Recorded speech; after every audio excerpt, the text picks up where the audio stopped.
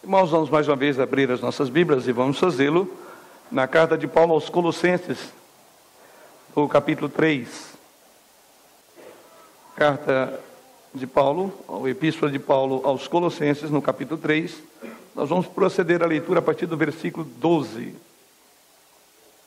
Assim nos diz o Senhor através da sua palavra.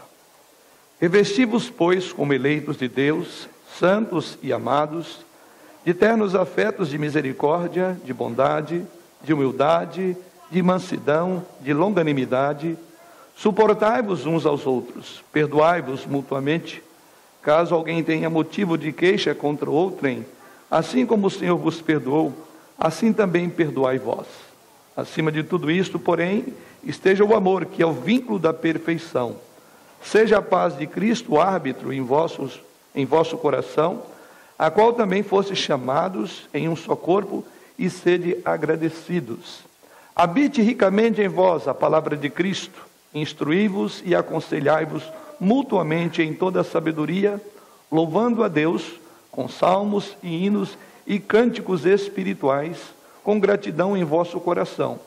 E tudo o que fizerdes, seja em palavra, seja em ação, fazei-o em nome do Senhor Jesus, dando por ele graças a Deus Pai. Os versos que antecedem o que li aos irmãos, ou seja, os versos 5 ao verso de número 11, Paulo orienta, ou ordena, ou aborda aquilo que chamamos de algumas evidências de uma pessoa realmente transformada. E uma das características de uma pessoa transformada pela graça soberana do Senhor, para usar o termo que Paulo usa, é o despojar-se de coisas que caracterizavam o procedimento vão, fútil, longe de Deus, conforme o versículo 8, onde ele diz: agora, porém, despojai-vos igualmente de tudo isto, ou seja, ira, indignação, maldade, maledicência, linguagem obscena do vosso falar. Não mintais uns aos outros, uma vez que vos despistes do velho homem com seus feitos. Então, nessa parte, nessa seção aqui, deste capítulo, dessa carta, Paulo preocupa-se em falar, em revelar, em alertar aqueles crentes de Colossos para um tipo de vida que era característica daqueles que não tinham temor de Deus, que não tinham passado pela experiência de uma transformação. E então Paulo chama aí esse ato de despojar-se do velho homem. A conversão, ela é um passo, o primeiro passo da conversão é exatamente o abandono da velha natureza, das velhas práticas. Mas a conversão é muito mais do que isto. Ela também se revela numa maneira santa, num modo de proceder diferente. E a segunda parte desse texto, que vamos pensar e vamos considerar nessa noite, o nosso foco é exatamente falar sobre a outra parte que envolve a vida cristã. Não só o despojar-se, conforme vemos no verso 8, mas, conforme o verso inicial do texto que lemos, revestir-nos do novo homem. E é para este aspecto que nós queremos voltar a nossa atenção. Posto que a vida cristã é marcada, por um lado, de uma forma negativa em abandonar práticas pecaminosas, conforme os versos anteriores, mas, por outro lado, nós devemos, como diz Paulo, fazer morrer a nossa natureza e devemos buscar as coisas lá do alto. E é assim que Paulo introduz essa parte da sua carta, dizendo: revesti-vos, pois, versículo 12, como eleitos de Deus, santos, amados, de ternos afetos e assim por diante. Então a vida cristã constitui-se dessas duas partes. É um constante abandonar práticas que até então convivíamos com ela, achávamos que era natural, porque vivíamos em trevas, longe de Deus, em pecaminosidade, mas agora também é o revestir, como diz Paulo, como pretendemos considerar. Paulo, depois de ordenar aos cristãos a despojar-se e a despiste das mortalhas do velho homem, e elas estão nos versos 8 e 9, ele agora ordena-nos a revestir-nos da roupa do novo homem, conforme o versículo 12. Eis então a expressão que ele introduz essa parte: revesti-vos. Na verdade, o que vemos aqui é um mandamento, e a estrutura, como está na língua original, é um imperativo que indica que é alguma coisa feita de uma vez e para sempre. Em outras palavras, o que Paulo está dizendo agora aqui é que os cristãos deveriam tomar como vestimenta virtudes cristãs, não só abandonar aquelas vestimentas do velho homem, mas vestir uma nova roupagem, uma nova roupa, O novo homem precisava exibir, na linguagem de Paulo, vestes novas. E o nosso propósito essa noite não é outro senão verificarmos, à luz do que Paulo diz aqui, da palavra de Deus, quais são essas virtudes que caracterizam a vida cristã. Eis o nosso tema: virtudes que caracterizam a vida cristã. Vamos orar. Pai, pedimos mais uma vez a Tua bênção e a Tua direção para conduzir não só o nosso pensamento em obediência a Jesus Cristo, mas também as nossas palavras, de tal forma que sejam as Tuas palavras ao coração do Teu povo. Para tanto, necessitamos de que Tu nos ilumines com Teu Santo Espírito, Espírito esse que inspirou os Teus servos no passado a escreverem, como fez com Paulo ao escrever esse texto, a igreja de Colossos e, consequentemente, a igreja em todas as eras e em todos os lugares. E a Tua palavra chega tão poderosa quando chegou aos nossos irmãos ali em Colossos. E pedimos que o Teu Santo Espírito aplique essa verdade em nossos corações esta noite e produza as mudanças necessárias para as quais o Senhor designa a Tua palavra nesta hora. Em nome do Teu bendito Filho, o nosso Senhor Jesus, é que oramos. Amém. Paulo então traça aqui uma lista de virtudes ou evidências de uma verdadeira vida convertida, ou de uma verdadeira vida de um santificado.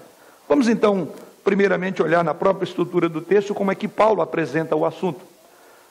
Paulo, primeiramente, introduz falando daquilo que Deus fez pelos crentes, porque diz o verso de número 12, eles eram eleitos de Deus, eram pessoas santas e amadas por Deus.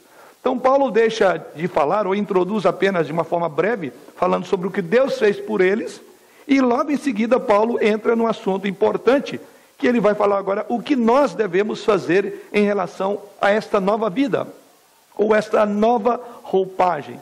Em contraste com os vícios listados no capítulo, ou nos versos anteriores, vícios de pecados sexuais, sociais, o mau uso da língua, Paulo agora oferece uma lista de virtudes que devem ornar a vida cristã. Vamos então considerar essas virtudes. E a primeira delas, voltando ao verso 12, ele diz: revesti-vos, pois, como eleitos de Deus, santos e amados, de ternos afetos de misericórdia. A primeira roupa que deve caracterizar uma vida consagrada, ou uma vida santificada, é o que Paulo chama aí de ternos afetos de misericórdia. Paulo, então, na verdade, traça aqui um contraste entre a vida antes da conversão, e observe bem lá no verso 8, que era uma vida caracterizada por ira, indignação, maldade, maledicência, obscenidade e mentira.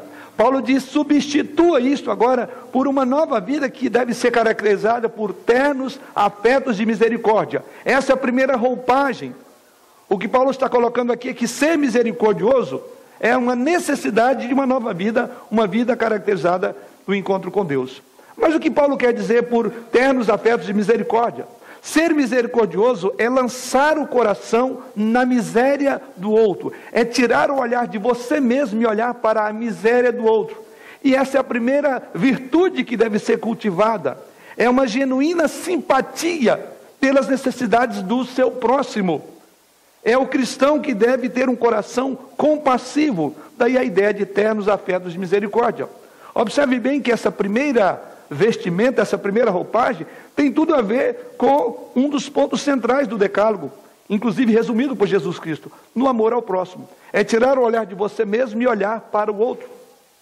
Paulo usa a palavra aí, que na língua original foi traduzida como ternos afetos de misericórdia, mas a palavra usada aqui poderia ser traduzida como entranhas compassivas no texto original. A expressão ternos afetos traduz literalmente órgãos ou órgãos internos, que é uma ideia no grego. Porque no pensamento antigo, as vísceras eram consideradas a sede da vida emocional de uma pessoa. Daí a ideia de que as vísceras eram assim consideradas como aquele ponto central que revela o sentimento de uma pessoa. Mas a segunda palavra, que é afetos, significa a expressão externa e profunda de sentimento na preocupação em uma ação que se desemboca para ajudar o outro. Resumindo, essas duas palavras, ternos afetos e misericórdias, é uma compaixão profundamente sentida que se estende aos necessitados. Essa é a primeira característica de uma vida com Deus. é esta compaixão que nós sentimos e que estendemos ao outro, ao necessitado. No mundo antigo, isso era muito importante, o que não é diferente dos dias atuais. Porque se há uma das coisas que tem faltado muito, é isso que Paulo diz, essa compaixão, este afeto de misericórdia. Tanto é verdade que quando alguém comete ou realiza um ato de bondade, ele vai para a mídia, é filmado, é colocado na internet, porque alguém fez algo bom. Quando na verdade nós somos criados para o bem, Deus nos fez para isso. Mas no mundo antigo isso era muito sério e muito importante, porque no mundo antigo os aleijados, por exemplo, os enfermos, simplesmente eles eram eliminados da comunidade. Não havia provisões sociais, inclusive para os idosos. O tratamento destinado aos doentes mentais era extremamente desumano. As crianças não tinham nenhum direito. E a misericórdia, então, era uma dádiva importante, característica do cristianismo. E o que Paulo está dizendo é que os crentes de Colossos deveriam caracterizar-se por aquilo que era a contramão do mundo da época. E hoje ter misericórdia, ou ternos afetos de misericórdia, é algo anormal, não é comum, conforme ilustramos. Quando uma pessoa faz um ato de bondade, parece que merece um prêmio Nobel da Paz. E não é bem isso, isso é uma prática onde Paulo diz, todos nós como crentes devemos ser cheios desta afeição, desse amor ao próximo. O povo de Deus então deve vestir com essa primeira indumentária, que Paulo chama aqui de misericórdia. Afeto de misericórdia deve ser visto em todos os atos da nossa vida cristã. Podemos lembrar um dos grandes exemplos na Bíblia, que é colocado por Jesus Cristo, quando ele ilustra ali na parábola do bom samaritano. E aquele samaritano seria um exemplo de um homem misericordioso, porque segundo o relato proferido pelo próprio Jesus Cristo, é um homem que estava à beira do caminho, que foi roubado, e vimos bem que aquele bom samaritano, ou aquele samaritano, chamado de bom samaritano, mas ele aproximou-se, pensou as feridas, restaurou a vida, interrompeu a sua trajetória para cuidar. Ternos afetos de misericórdia. Quantas vezes você tem parado nas suas andanças pela vida, encontrado alguém como aquele que foi apanhado ali por ladrões e salteadores? Lamentavelmente vivemos um mundo de uma total indiferença. Se uma pessoa vê outro sendo assaltado, ele faz de conta que não viu, ele vira o rosto, passa de largo. Se alguém está sendo espancado, machucado, simplesmente, ainda mais num contexto de uma cidade grande, de tantos perigos, lamentavelmente temos perdido esta característica que deve ser a marca do cristão, ternos afetos de misericórdias. A vida de Jesus Cristo foi motivada por compaixão. Jesus Cristo chorou ante o sofrimento que afligiu seus amigos em Betânia, na morte de Lázaro. Compadeceu-se da viúva que estava indo sepultar o seu filho, conforme o Evangelho de Lucas. Ele é considerado o grande sumo sacerdote que compadece das nossas fraquezas. Isso está lá no dizer do autor da carta aos Hebreus, no capítulo 4. Sim, irmãos, os cristãos, quanto mais perto estiverem de Jesus Cristo, quanto mais de Jesus tiverem, mais deverão ser cheios de compaixão e de bondade. Mas vamos continuar e vamos observar outra parte dessa indumentária da vida cristã. Paulo continua dizendo, ternos afetos de misericórdia, devemos ser também revestidos de bondade. A segunda vestimenta do novo homem é a bondade. A palavra traduzida aqui tem a ver com alguém que expressa uma atitude simpática em relação ao outro. Bondade é exatamente o oposto da malícia. No versículo 8, veja bem, Paulo está fazendo um contraste entre o que ele fala no verso 8 e o que ele está falando no versículo 12. Então, mais uma vez, Paulo estabelece o contraste. Enquanto lá no verso 8, a malícia ou a maldade é mencionada, Paulo diz ao contrário. Dispam-se desse tipo de maldade ou de malícia e revistam de benevolência para com os outros. Por uma simples razão, porque Deus tem sido benevolente, ou para usar a palavra de Paulo aqui, Deus tem sido bondoso para conosco. O que é a bondade? A bondade é aquele que toma a iniciativa em responder de forma generosa aos outros. A palavra usada aqui deve ser expressa em atitude. Significa um espírito amável. A bondade significa que um espírito ajudador. A bondade aqui significa alguém que procura suprir as necessidades do alheio ou do outro mediante atos generosos. Um grande exemplo de bondade, e para quem tem vindo às quintas-feiras nos estudos, no curso de aconselhamento, nós estamos estudando sobre a vida de Barnabé. E Barnabé é exatamente a característica desse homem. Era um homem bom, um homem piedoso, e ele estava sempre investindo na vida das pessoas com um ato de bondade. Segundo o relato bíblico, ele investiu na vida de Paulo, ele investiu na vida dos cristãos pobres de Jerusalém, e mais tarde investiu na vida de João Marcos, relatos que estão lá no Evangelho, ou melhor, no livro de Atos. Um homem que caracterizou, inclusive ele era chamado de filho da consolação. Uma pessoa bondosa é essa que se preocupa com os outros, generosa. Mas vamos prosseguir, voltando ao nosso verso de número 12. A outra indumentária que nós devemos revestir também de humildade, na linguagem de Paulo. Essa palavra grega era uma virtude que foi criada e introduzida no mundo pelo cristianismo. A humildade não era considerada uma virtude na época em que o texto foi escrito, mas ao contrário, a humildade era considerada uma fraqueza. Uma pessoa humilde não era algo bem visto, era tratada com desdém e não era incentivada. Então o mundo antigo não tinha esse espírito. E a humildade então é ter uma correta compreensão de si mesmo diante de Deus. É ter uma correta avaliação de quem é você aos olhos de Deus.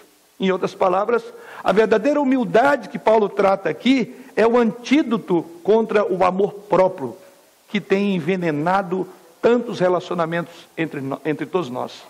O amor próprio que levanta litígio entre irmãos, entre marido e mulher, entre pais e filhos, entre irmãos da igreja. E a humildade é exatamente isso. É ter um conceito não elevado de você mesmo, como diz Paulo. Ser humilde é não ter esse conceito elevado. Romanos capítulo 12, Paulo afirma isso. Uma pessoa humilde está pronta a reconhecer o valor do outro e a reconhecer os seus próprios erros. Uma pessoa humilde não procura diminuir o outro para crescer. Humildade é honrar os outros mais do que a você mesmo.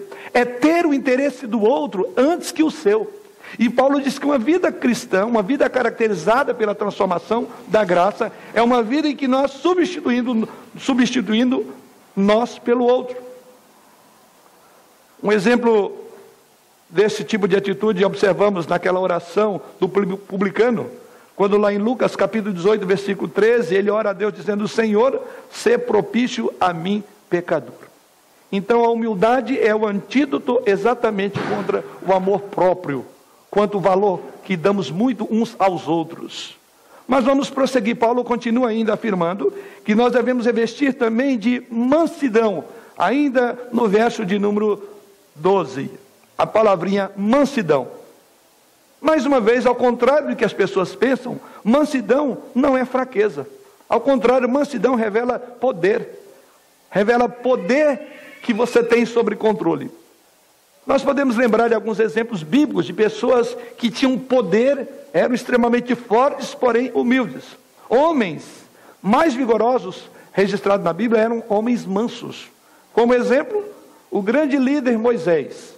O líder que a gente poderia chamar de homem ou líder de punho de aço. Um homem que Deus levantou para tirar o povo de Israel do poderoso império do Egito. E ele é considerado nas Escrituras como o homem mais manso da terra. Registrado lá em Números, capítulo 11. Então que vemos, capítulo 12. Um outro grande exemplo, Jesus Cristo, o homem perfeito. E uma das características de Jesus Cristo é que ele foi manso e humilde de coração. Então mansidão, ao contrário do que o mundo pensa lá fora, não é sinônimo de fraqueza, mas é de poder. A mansidão é uma disposição de ceder os seus direitos, em outras palavras. A mansidão é aquela pessoa que está pronta a sofrer danos em vez de causar danos aos outros. Mansidão é uma disposição para abrir mão de um direito indubitável. É não lutar pelo seu direito. Isso é uma pessoa mansa. A palavra usada aqui no original indica uma submissão obediente a Deus e à vontade de Deus. Uma submissão que pressupõe fé, que pressupõe paciência e confiança em Deus. É quando você deixa a sua causa para Deus. Quando você não sai atrás da defesa dos seus direitos, mas deixa que o maior legislador, o maior juiz, resolva o assunto. Deus. Uma pessoa mansa conserva, na verdade, o domínio próprio. A Bíblia nos diz em Provérbios capítulo 16, verso 32, que melhor é o longânimo do que o herói da guerra, e o que domina o seu espírito do que o que toma uma cidade inteira. Veja os valores bíblicos como são diferentes dos valores humanos. Comentarista Warren, falando sobre esse assunto, ele faz a seguinte afirmação, que mansidão era uma palavra, segundo ele, usada para descrever o vento que abrandava o calor, o remédio que curava e um potro domado. Nessa linha ele conclui dizendo, todos esses implicam em poder. O vento, segundo ele, pode transformar-se em tempestade. Uma superdose de remédio pode ser mortal. E um cavalo pode soltar-se e fugir. Mas esse poder, conclui ele, está sob controle. A pessoa mansa não precisa perder as estribeiras, pois tem tudo sob controle. E o que Deus espera de nós é que nós revistamos de mansidão. É a força, é o poder aparentemente indomável que você controla. Tem sido assim a sua vida, caracterizada por uma pessoa de mansidão, que é capaz de não perder o controle? Deus tem sido longânimo para conosco, benigno. O Senhor Jesus Cristo é o maior exemplo de humildade, de bondade e de mansidão. Aprendei de mim, disse ele, porque sou manso e humilde de espírito. Mas prossigamos. Paulo continua ainda dizendo, uma outra roupa da qual devemos revestir é de longanimidade. É o finalzinho do versículo de número 12. Longanimidade. A palavra no original significa um espírito que jamais perde a paciência com o próximo. Uma pessoa longânima é aquela que não perde a paciência com o outro. Essa palavra é específica para falar de paciência com pessoas. Em outras palavras, longanimidade, no dizer de Paulo aqui, é aquela paciência que se estende ao máximo. É suportar as ofensas sem retaliar. É sofrer maus tratos sem guardar amargura na alma. O comentarista Fritz disse que essa palavra denota uma mente que se controla durante um tempo antes de agir. Uma mente que se controla por um longo tempo antes de agir. Assim, longanimidade é a capacidade de você sofrer injustiça por um longo tempo, viver e passar por situações desagradáveis, sem vingar, sem retaliar, mas ter uma visão de esperança de que Deus é o juiz de todos os assuntos. E Paulo diz que nós devemos ter uma vida caracterizada exatamente por esse tipo de atitude, uma vida que se caracteriza por longo ânimo. Entrando no versículo 13, Paulo continua dizendo, suportai-vos uns aos outros. Uma sexta característica, uma sexta peça dessa indumentária é suportar ou suporte fraternal. É mais do que servir como base para uma pessoa, é levar com prazer a sua carga. Suportar não é simplesmente tolerar alguém, mas é amparar aquela pessoa de tal forma que ele possa se levantar. Servir de base, de conforto e de suporte para as pessoas. Uma igreja espiritual, nesse tipo de igreja os cristãos agem assim. Eles tratam os mais fracos, os débeis na fé, eles passam a ser fortes. Eles servem para consolar aqueles que enfrentam problema, que enfrentam lutas e são fortalecidos. O apóstolo Paulo registra isso em Romanos capítulo 15, versículo 1, dizendo, nós que somos fortes, devemos suportar as debilidades dos fracos e não agradar a nós mesmos. Veja bem o que Paulo coloca. Ele diz, é tirar a vista do seu próprio interesse, é suportar as debilidades dos fracos e não agradar a nós mesmos. Então esta capacidade de ter um amor fraternal ao ponto de promover condições para que os débeis e os fracos na fé sejam fortalecidos. Uma sétima peça dessa indumentária, ele continua dizendo no verso 13, perdoai-os mutuamente. Caso alguém tenha motivo de queixa contra outrem, assim como o Senhor vos perdoou, assim também perdoai vós. Eis a 7ª peça desta indumentária, o perdão. Não basta apenas deixar de retaliar, como Paulo contempla isso nas palavras anteriores. É preciso perdoar. Por que nós devemos perdoar? Devemos perdoar porque fomos perdoados. Devemos perdoar como fomos perdoados. Tanto é que Paulo traça o modelo, assim como Deus em Cristo nos perdoou. Isso também Paulo mostra que este perdão deve ser algo recíproco, uns aos outros. Deve ser um perdão restaurador, como o perdão de Deus.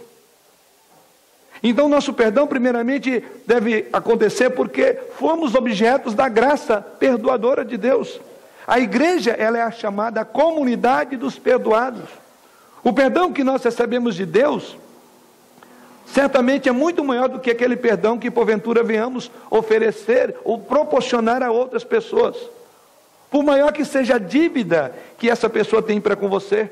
E um grande exemplo está na parábola de Jesus Cristo, do credor incompassivo. E a proporção que Jesus Cristo coloca ali de 10.000 talentos para 100 denários. A proporção era que 10.000 talentos equivaliam a 100.000 vezes mais do que 100 denários. E a proposição de Jesus Cristo do perdão que deveria ser dado ali, quando Pedro pergunta a ele quantas vezes deveria perdoar, se 7 vezes, aí Jesus Cristo diz, não te digo 7, mas 70 vezes 7. E aí Jesus Cristo ilustra com a parábola daquele credor que devia ao rei. E o rei perdoou ele uma dívida impagável. Ele conseguiu criar um rombo enorme nas contas do governo, como hoje vemos do governo federal. E segundo a análise do texto ali, observa-se que o que aquele homem tinha gasto do seu rei equivalia ao imposto de 3 das maiores províncias romanas. E a ilustração de Jesus Cristo é que aquele rei perdoou a dívida enorme, e aquele homem saiu dali e não perdoou aquele que devia 100 denários. Então o que podemos observar na figura que Jesus Cristo apresenta é que nós temos muitos motivos para perdoar o nosso próximo. Não importa o valor da dívida, porque comparada à dívida que nós temos para com Deus, é a proporção descrita na parábola. Seria uma dívida imperdoável. E Deus nos perdoou. Então essa é a primeira razão pela qual devemos atender e obedecer esse mandamento, ou ter esta vestimenta que é do perdão. Mas devemos perdoar também, porque nós temos queixa uns dos outros. Certamente as pessoas nos decepcionam. E nós também temos decepcionado as pessoas com as quais vivemos. Muitas vezes nós ferimos essas pessoas, e outras vezes as pessoas nos ferem. Nós temos queixas uns dos outros. Por isso, então, o perdão é uma necessidade vital, como parte dessa vestimenta cristã. Grave bem, querido, quem não perdoa, não pode adorar. Quem não perdoa, ele não pode ofertar. Quem não perdoa, adoece física e espiritualmente. Quem não perdoa, é entregue, na figura usada por Jesus Cristo, aos flageladores, aos verdugos da própria consciência. Por isso, então, o perdão, ele é uma asepsia para a própria alma. O perdão é como que uma faxina da nossa mente. O perdão, ele é útil para a cura de memórias amargas. Então, o perdão é um benefício a nós mesmos. Quantas doenças psicossomáticas são vistas e percebidas hoje em função de coisas assim? O indivíduo vai no médico e não consegue enxergar por que ele está com tanto problema. Como vai a sua vida nessa área? Você tem revestido de uma vida de uma pessoa perdoadora? Mas há uma outra razão pela qual nós devemos perdoar uns aos outros, como diz o apóstolo Paulo. Porque Paulo usa um paradigma, ele diz, assim como Deus em Cristo nos perdoou. Qual foi a forma desse perdão? Um perdão completo. Que perdão foi esse? É um perdão onde Deus promete não se lembrar mais dos nossos pecados. Não que Deus esquece no sentido de não ter ideia do que aconteceu.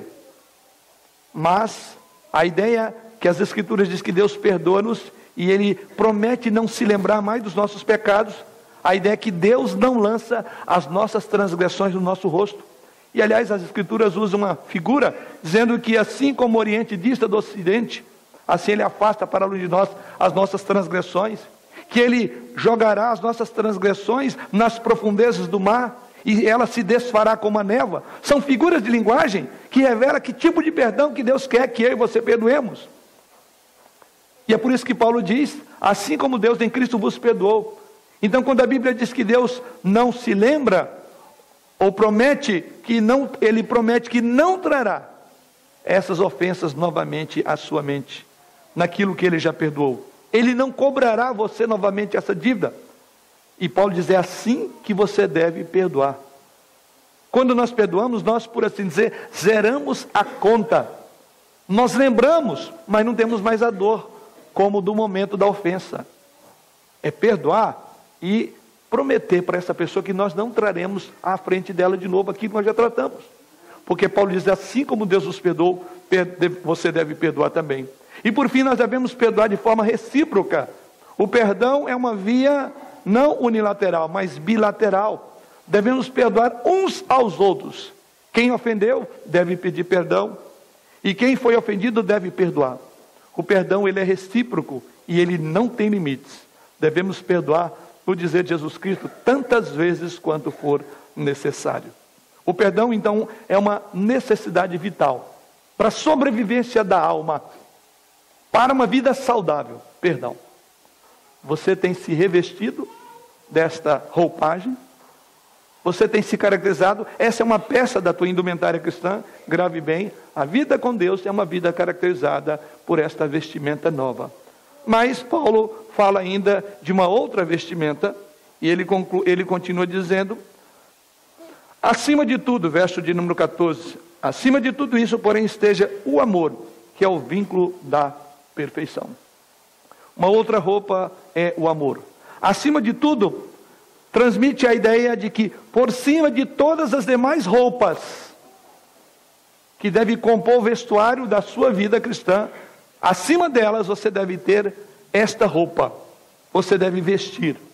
Mais uma vez, comentarista Warren, referindo-se a esse texto, ele diz que esta é a mais importante das virtudes cristãs. E ele ilustra dizendo que essa virtude, ela é como que aquele cinto que mantém unida todas as outras partes da indumentária. Nesse sentido, seria aquele cinto que une as virtudes que Paulo tratou até aqui. As outras virtudes podem até existir sem amor. Sem amor. Mas o amor não existirá sem outras virtudes. É o amor que coloca todas as virtudes no seu devido lugar. Daí a figura que o comentarista usa é como um cinto. O amor é o cinturão que prende as outras peças do vestuário moral. Por isso que Paulo usa a palavra, acima de tudo isso, esteja o amor.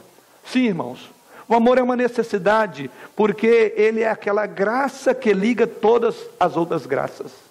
O amor é o mais importante aspecto da vida do cristão. O amor, na verdade, é a evidência completa do verdadeiro discipulado cristão. E a nossa vida deve caracterizar-se pelo amor.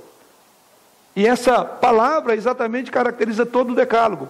Amar a Deus sobre todas as coisas e amar o próximo como a si mesmo. Por isso devemos ser caracterizados por amor. A ortodoxia sem amor torna-se, muitas vezes, um legalismo frio e repulsivo. A santidade sem amor torna-se um paraíso sem proveito, como disse Jesus Cristo, referindo aos fariseus da sua época.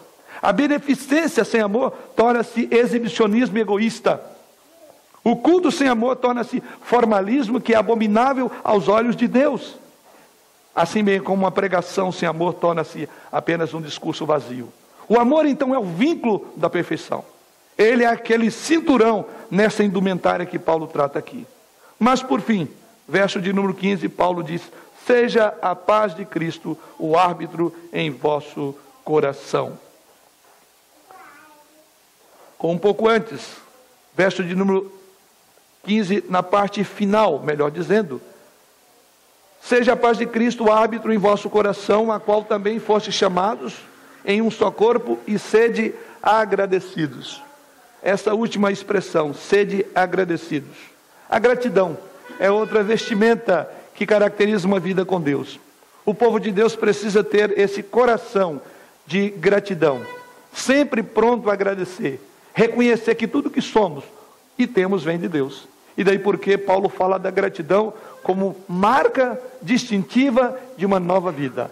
Marca desse novo homem, a gratidão em nosso coração. A palavra indica a obrigação de ser grato pelo favor obtido. A gratidão surge da graça de Deus por tudo aquilo que Ele tem feito. Daí porque Paulo diz, e sede agradecidos. Aqui são as características de uma nova vida. Na linguagem de Paulo aqui é essa nova roupa que nós devemos vestir. A nossa indumentária cristã deve ser caracterizada por essas peças da roupa.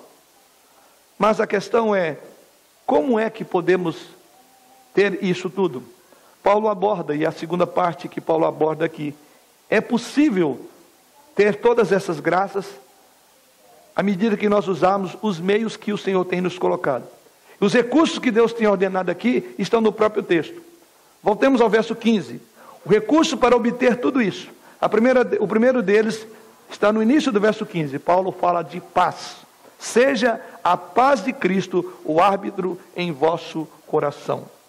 O apóstolo Paulo então menciona aqui alguns recursos poderosos que nos conduzirão a esta vida com esse tipo de vestimenta, a esta vida de santidade. E o primeiro meio que Deus nos concede é a paz. Ele seja a paz de Cristo. Hendricks, que é um outro comentarista, ele diz que esta paz é a condição de descanso e contentamento no coração daqueles que sabem que o seu Redentor vive. E ele conclui dizendo, ela é a convicção de que os pecados passados já foram perdoados, de que o presente está sendo dirigido para o nosso bem e que o futuro jamais poderá ameaçar-nos ou afastar-nos de Jesus Cristo. Essa concepção da obra de Cristo, do valor dela, do passado, do presente e do futuro, deve nortear o nosso coração, trazendo como árbitro a paz do Senhor. Aqui então somos chamados para não permitir que nenhum espírito estranho infiltre nos nossos relacionamentos, quer como membros da igreja, quer no contexto das nossas relações pessoais. Sim, a paz aqui, por isso que ele diz, é a paz de Cristo. É uma paz que foi comprada a custo da sua própria obra, da sua morte. Essa paz não é apenas interna, ela deve reverberar também nos nossos corações. Em outras palavras, quando eu e você temos paz, temos também paz uns com os outros, não apenas com Deus, porque fomos chamados a uma nova relação uns com os outros. Não podemos ter paz com Cristo no coração e ao mesmo tempo estar em guerra com o nosso próximo. Não podemos ter uma relação verticalmente correta com Deus e horizontalmente em problemas, em desacertos uns com os outros. Então a paz de Cristo deve nortear a relação de uns com os outros. A paz de Cristo, diz o apóstolo Paulo aqui, ela é o árbitro em nosso coração. O termo usado aqui na língua original, traduzido por árbitro, faz reportar-nos ao ambiente esportivo. É aquela pessoa que preside o jogo, é aquela pessoa que distribui os prêmios. Então, quando alguém comete uma falta, vem o árbitro no jogo e impede de que você continue jogando errado, ou impede de que você infrinja normas do jogo. Então Paulo diz que traga Jesus Cristo para ser o árbitro da sua relação. Quando cometemos uma falta, o árbitro do nosso jogo, por assim dizer, ele impede de que nós continuemos errados. Quando transgredimos as regras do jogo, o Senhor Jesus Cristo deve arbitrar. O caminho para vivermos retamente é estabelecer Jesus Cristo como o árbitro, como diz Paulo, nas nossas emoções. Quando nós transgredimos, Ele certamente levantará o cartão amarelo ou vermelho e nos punirá. Seja a paz de Cristo o árbitro em nossos corações. É quem vai estabelecer as regras e o cumprimento delas. Mas há um segundo meio poderoso que Deus coloca a nós para que tenhamos todas essas partes da indumentária. E o segundo está no versículo 16, quando Paulo diz, habite ricamente em vós a palavra de Cristo. Um segundo meio poderoso para alcançarmos todas essas partes da indumentária é a palavra. Daí porque ele diz, seja a palavra de Cristo, que ela habite ricamente em vosso coração. Essa ordenança é a mesma que encontra lá em Efésios. Efésios nós observamos lá no capítulo 3, verso 17, quando Paulo diz lá: e assim habite Cristo nos vossos corações. Em outras palavras, não tem como você ter essa indumentária se você não for cheio da palavra. A nossa vida deve ser caracterizada por pessoas da palavra, conhecedores e praticantes da palavra. Trata-se, observe bem, de uma ordem. Um cristão, então, deve ser cheio da palavra. A palavra deve, como diz Paulo, usou a expressão, deve habitar ricamente. Habitar é a ideia de permanência. E a ideia também de ricamente, não pobremente, mas ricamente. Lamentavelmente, o que vemos hoje, de uma forma predominante na nossa pátria, é o analfabetismo bíblico dos evangélicos. Do lado dos púlpitos vazios de palavra. Ouve-se qualquer coisa, menos Bíblia. Então, lamentavelmente, vivemos uma época em que não se valoriza a palavra.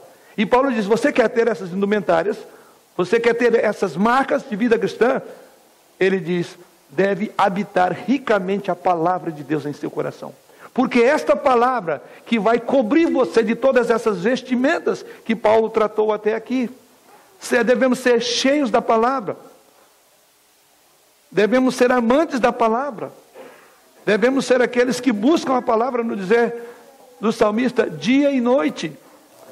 Se é que queremos ser bem-sucedidos, no dizer do Senhor Deus a Josué, para que sejas bem-sucedido por onde quer que andares.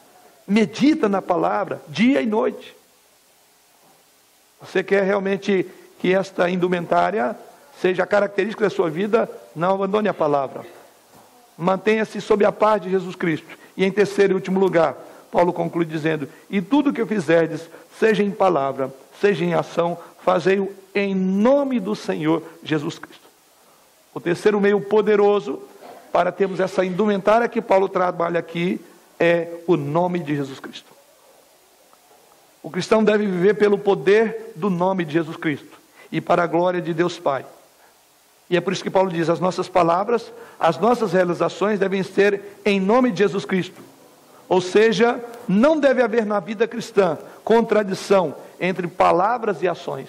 Tudo o que fizermos, seja em palavras, seja em ação, tenhamos a glória do Senhor Deus na pessoa de Jesus Cristo. A vida cristã, então, deve estar debaixo desse grande, poderoso e glorioso nome. Podemos entender a expressão aqui, em nome de Jesus, como um elemento ou a esfera do agir. Que toda a esfera do nosso agir seja conduzida pelo nome de Jesus Cristo.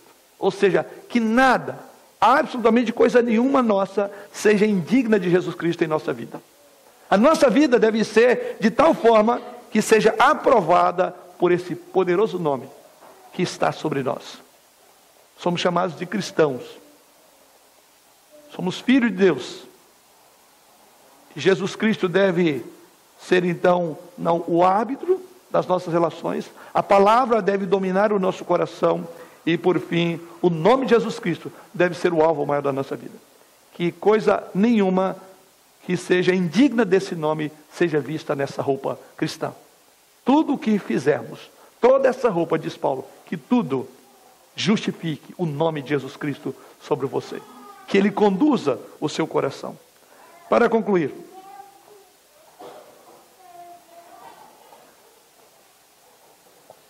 irmãos, que realmente possamos ser instrumentos nas mãos de Deus, revestindo-nos como eleitos de Deus, tendo uma genuína simpatia pelas necessidades dos outros, sendo benevolentes para os outros como Deus tem sido benevolente para conosco, estando prontos para honrar os outros mais do que a nós mesmos, buscar a glória do outro em vez da nossa, que tenhamos uma disposição de ceder os nossos direitos e de suportar as ofensas sem retaliar, que cresçamos mais e mais no amor, que é o vínculo da perfeição, que sejamos pessoas perdoadoras, uma vez que fomos perdoados por Deus, e que sejamos motivos de amparo para o mais fraco, para o débil na fé. E por fim, que a paz de Jesus Cristo seja o árbitro em nossos corações, que a palavra de Cristo habite ricamente em nossos corações, e que o nome de Jesus Cristo seja a nossa identificação sob a sua autoridade. Que o Senhor assim nos abençoe. Amém.